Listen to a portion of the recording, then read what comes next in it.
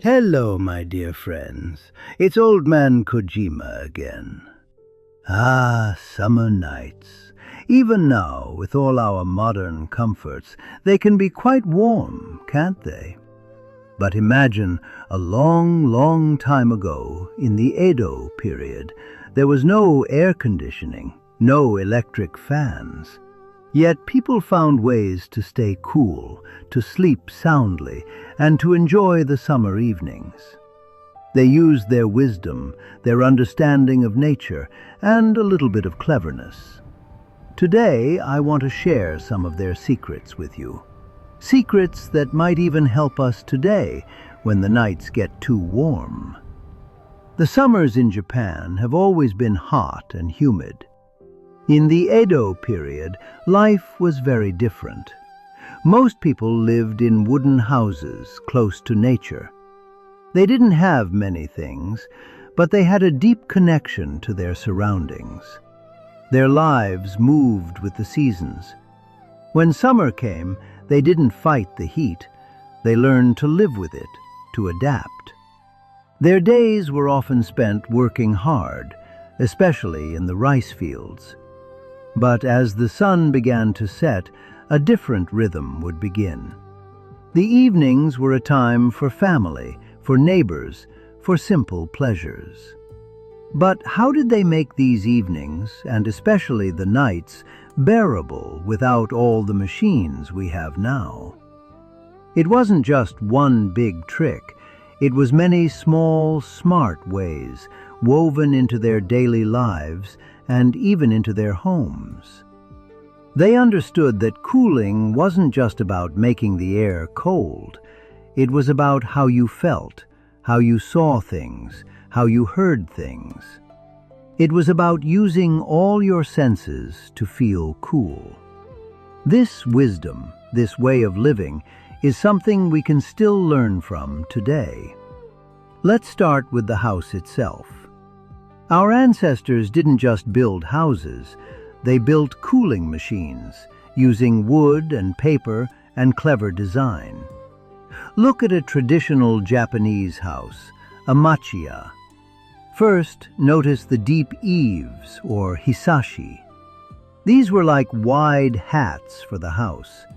In summer, when the sun was high, these eaves blocked the direct sunlight from coming into the rooms.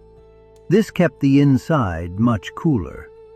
In winter, when the sun was lower, the light could still come in and warm the house. Very smart, isn't it? Then, the walls. Many walls were not fixed. They were sliding doors, fusuma and shoji. On hot summer days, you could open them wide, or even take them out completely. This made the house feel open, like one big room, letting the wind blow right through. Imagine the breeze moving freely from one side of the house to the other. This open design was key to keeping cool. And what about the windows? Instead of glass, they often used bamboo blinds, sudare or yoshizu. These blinds hung outside the windows or from the eaves. They blocked the harsh sun, but still let the gentle breeze pass through. They also made a soft, dappled light inside, which felt much cooler than bright sunlight. And around the house, there was often a wooden veranda called an engawa. This wasn't just a place to sit. It was like a cool buffer zone. It kept the hot ground away from the main rooms and was a perfect spot to catch any evening breeze. Many a summer evening I spent on an engawa, just watching the world go by. These houses were not just shelters. They were living, breathing spaces, designed to work with nature, not against it. They taught us that sometimes the simplest solutions are the best. Beyond the house itself, our ancestors had many small, everyday tricks to beat the heat. These were simple things, but they made a big difference. And many of them used our five senses to make us feel cooler, not just be cooler. One of the most famous is uchimizu. This is simply sprinkling water on the ground, usually in front of your house, in the morning and evening. When the water touches the hot ground, it evaporates, turning into a cool mist. This mist takes the heat away from the ground and makes the air around it cooler. It also settled the dust and made the path clean. It was a simple act, but it brought instant relief and a feeling of freshness. It was also a sign of hospitality, a way to welcome guests. Then there were the sounds of summer. Have you ever heard a wind chime, a furin? These beautiful little bells, often made of glass or metal, hang from the eaves. When the wind blows, they make a gentle tinkling sound. This sound, even if the breeze is small, makes you feel cooler. It reminds you of a cool wind, even if it's just a whisper. It's a trick for the ears, but it works wonders for the mind. And of course, fans. We had two kinds, the folding fan, sensu, and the flat fan, uchiwa. Simple, yes, but very effective for personal cooling. A gentle wave of the hand, and you create your own breeze. It's a personal air conditioner, always ready. Even what they wore helped. The yukata, a light cotton kimono, was perfect for summer. It was loose, breathable, and easy to wear after a bath or for an evening stroll. It let your skin breathe and helped the sweat evaporate, keeping you comfortable. And for the nights, to keep those pesky mosquitoes away when the windows were open, they used mosquito coils, katori senko. The smoke kept the insects away, allowing for a more peaceful sleep. Some even had a special scent that made you feel a little cooler. When the sun finally set and the air began to cool, people would gather. This was the time for yugumi, enjoying the evening cool. They would sit outside on their engawa or near a river, just talking and relaxing. Food and drink also played a big part. They ate light meals, often with lots of fresh, seasonal vegetables like cucumber and eggplant, which have a lot of water.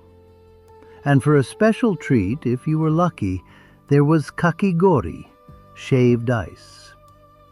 In the old days, ice was very rare and expensive, kept in special ice houses called himuro. Only the very rich, like the shogun, could enjoy it. But the idea of a cold, sweet treat on a hot day was always there. Before bed, a cool bath or even just a foot soak helped to lower the body's temperature. It was a simple ritual, preparing the body for rest. And for sleeping, a very important tool was the kaya, the mosquito net. This was a big, airy net that hung over the sleeping area. It kept the mosquitoes out, but it let all the air in. So you could sleep with the windows open, feeling the breeze without being bitten. It was like a cool, private room within a room. They also had clever bedding. Pillows were not soft and fluffy like ours. They were often made of porcelain or filled with buckwheat husks. These materials didn't hold heat, so your head stayed cool. And sometimes people would even hug a hollow bamboo cylinder called a chikufujin, or bamboo wife.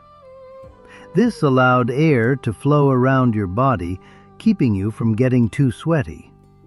Simple, but very effective. All these things, the clever house, the little tricks, the food, the way they slept, they were all part of a bigger idea. It was called Suzumi. Suzumi wasn't just about being physically cool. It was about feeling cool, about enjoying the coolness, about finding peace in the summer heat. It was about appreciating the gentle breeze, the sound of the wind chime, the sight of water on the ground. It was a philosophy of living with nature, not fighting it. They understood that you can't always change the weather, but you can change how you react to it. You can find beauty and comfort even in the heat. This is a lesson that is perhaps more important today than ever before. In our busy modern lives, we often forget to slow down, to appreciate the simple things, to find peace in our surroundings. So, my friends, the wisdom of the Edo period farmers and townspeople, it's not just old stories. It's a treasure chest of ideas for us today. When the electricity goes out, or when we want to save energy, or simply when we want to feel more connected to nature, these old ways can help us. They remind us that true comfort often comes from simplicity, from working with nature, and from a little bit of cleverness.